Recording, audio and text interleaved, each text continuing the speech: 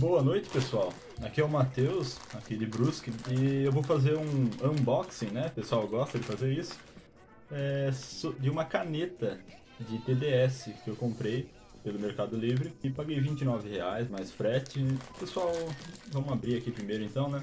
É uma caneta que ela mede o quanto de eletricidade passa pela água, né?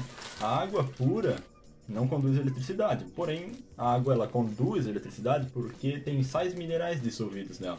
Se a gente pegar uma água desmineralizada, destilada, né, que passou assim por um filtro deionizador ou água de osmose reversa, ela vai ter uma quantidade de minerais bem baixa, por exemplo, e ela quase não vai passar eletricidade. Então, esse teste pode ser útil para aquarismo, hidroponia, né? Aquarismo marinho. O pessoal que cria camarões neocaridinos está usando bastante. Porém, é um dado bastante interessante, um parâmetro que a gente pode ter do nosso aquário, né? Veio num saquinho, né? Muito enrolado, com plástico bolha. Eu comprei na quinta-feira ou na quarta, não lembro, e chegou pra mim hoje de manhã. Tem uma capinha, né, uma embalagem. Eu não sei qual é a marca, mas ela é geralmente vendida por TDS3, se vocês pesquisarem ali. Nesse caso é TDS e EC, né? Aquele Ezinho diferente ali no meio que eu não sei como é que fala agora. Essa aqui mede TDS e temperatura também. Porém é o seguinte, ele dá um valor aproximado de TDS baseado na energia que passa. Se a água só passa eletricidade quando tem minerais dissolvidos, baseado na eletricidade que passa, na condutividade da água, tá? Isso aqui também é chamado de condutivímetro. Baseado nesse parâmetro, a caneta fornece uma média, assim, relativamente bem aproximada, de quantos ppm de sólidos tem dissolvidos na água, que conduzem eletricidade, né? Esses sólidos seriam carbonatos, bicarbonatos, até amônia, nitrito, nitrato, entre outros sais, assim, porque tem moléculas que vão se dissolver na água que não vão transmitir eletricidade. Mas, por exemplo, óleos e proteínas, se eu não estou muito enganado, não se dissolver na água não vai fazer com que ela transmita eletricidade, né? Posso estar enganado dessas substâncias que eu falei ali, né? Mas sais, no geral, minerais, passam. Ela tem aqui dentro, vamos ver se eu vou conseguir mostrar, dois pininhos metálicos, os quais são os eletrodos. Nunca toque neles, não coloque eles em água suja, sempre numa água limpa, né? Aí você simplesmente introduz ali no aquário e aperta os botões. Eu nunca usei uma caneta dessa, então eu vou aprender a usar e depois vou mostrar para vocês eu usando. Entendeu? Então, pessoal, aprendi a usar a caneta, né? Eu não sabia como operava com questão aos botões, mas eu aprendi, vou mostrar aqui para vocês. On/off é a tecla liga e desliga, né? Fácil e intuitivo. E o botão Shift, ele troca o que está sendo medido. Ó, aqui está sendo medido o TDS ali, ó, 0 ppm marcando, e os graus, né, a temperatura em Fahrenheit, tá 81 Fahrenheit. Se eu apertar Shift uma vez, muda para medir a condutividade, ó, tá ali nessa unidade de medida que eu desconheço por centímetro, né? E se eu apertar mais uma vez, volta para ppm, né, para TDS, porém muda a temperatura para graus Celsius, ó, 27 graus Celsius. Se eu quisesse voltar para Fahrenheit, eu teria que pressionar mais duas vezes, ó. Entendeu? Bem simples. Então vamos para o teste, né? Lembrando que essa temperatura aqui, pelo que eu entendi, é do ambiente e não da água, tá? Só para ninguém pensar que é um termômetro. Ai, ai. Vamos lá. Tá marcando aí 109, né, de TDS. Beleza. O que faz o botão Hold, Matheus? O botão Hold, ele segura a medida, porque se eu tirar a caneta d'água aqui, ó, ele zera, né? Porém, estando aqui, ó, e eu apertando Hold, ele mantém, mesmo fora d'água, a medida, né? E para condutividade também. Apertando Hold de novo, a gente solta, tá? A gente zera ali a coisa. Vamos medir aqui a condutividade. 214, ok. Dando hold, a gente segura e hold de novo, solta e zero. Esse é o meu cubo, né? Vamos medir aqui como é que tá os padrões aqui no meu aquário abandonado. Condutividade está 323, ó, tá bem mais alta, né? O TDS também vai estar mais alto, querem ver?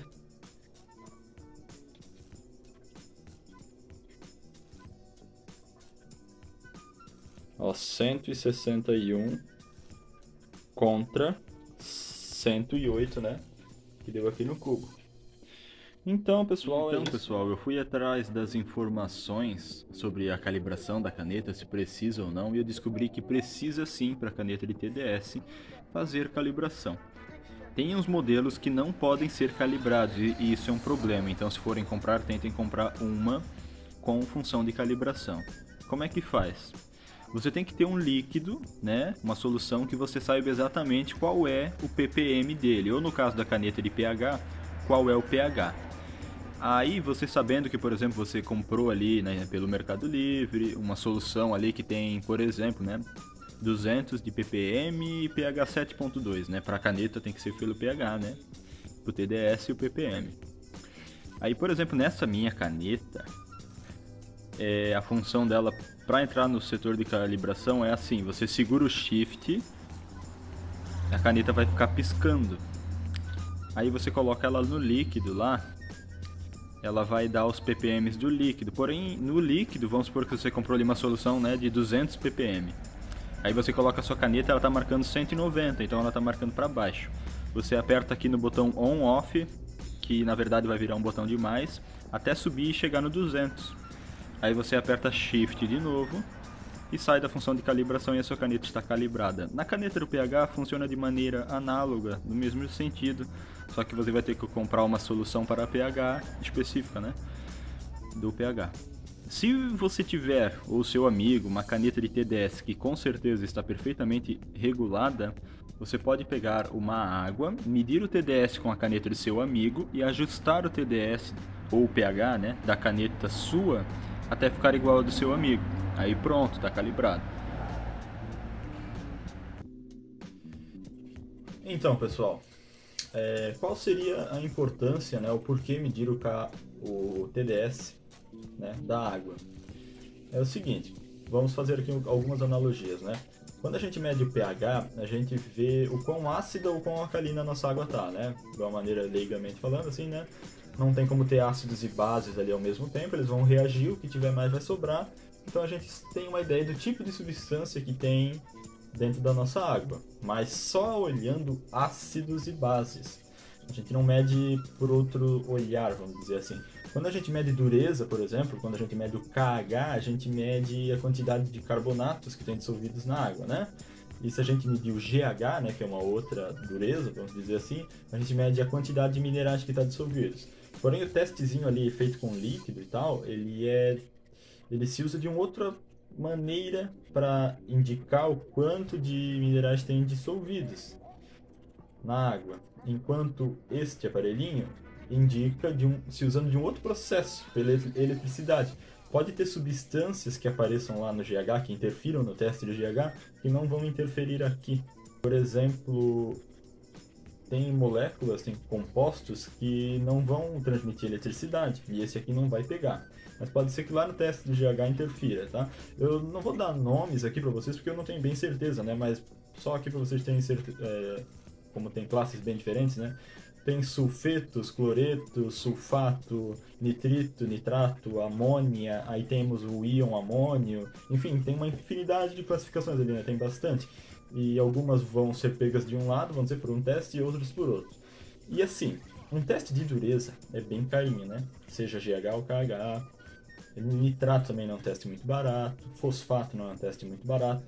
E isso aqui é relativamente barato, tá? R$29. Dá para usar várias vezes. E é uma coisa a mais que a gente pode ter de uma maneira prática, entende? A gente não mede, por exemplo, eu não faço muita aferição desses vários outros parâmetros que eu falei aí, porque os testes são caros, né? Ultrapassa R$100 ali o teste, comparando com o teste de amônia, por exemplo, que custa ali R$30, um teste de pH que vale 10, né? É interessante. tá? O pessoal do marinho usa muito isso aqui, e o pessoal dos camarões, neocaridinos, caridinos ali, né? Também usam bastante. E eu acho que é bastante válido a gente usar também, porque, assim, tem peixes, a gente sabe bem, que não gostam de águas, assim, muito mineralizadas, né? Águas mais moles, que a gente fala. Por exemplo, os peixes lá da Amazônia, disco, né? Neon. Já peixes lá dos lagos africanos, por exemplo, Malawi, tem bastante mineral dissolvido na água. O Lago Tanganica tem mais ainda.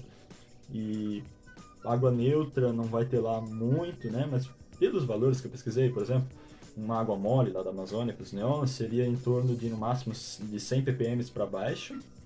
Para água neutra e poecilídeos, ali levemente alcalina, vai de 150 até 300. E lá nos lagos africanos nós temos valores que chegam na casa dos 500. Então a gente pode ter uma ideia. Isso aí que você disse é tudo burrice. De como está esse parâmetro do nosso aquário. Dicas sobre o uso, né?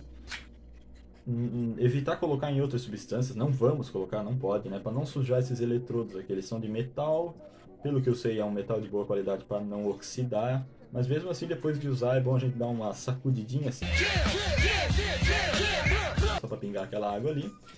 Eu vou deixar um tempo ele aberto para secar, depois vou pôr a capinha, tá? Tem modelos diferentes de caneta, tipo assim, marcas diferentes, mas é bem dizendo a mesma coisa, tá? O pessoal diz pra mim que é bastante confiável, amigos meus de confiança que usam, né? Por hoje é isso, pessoal.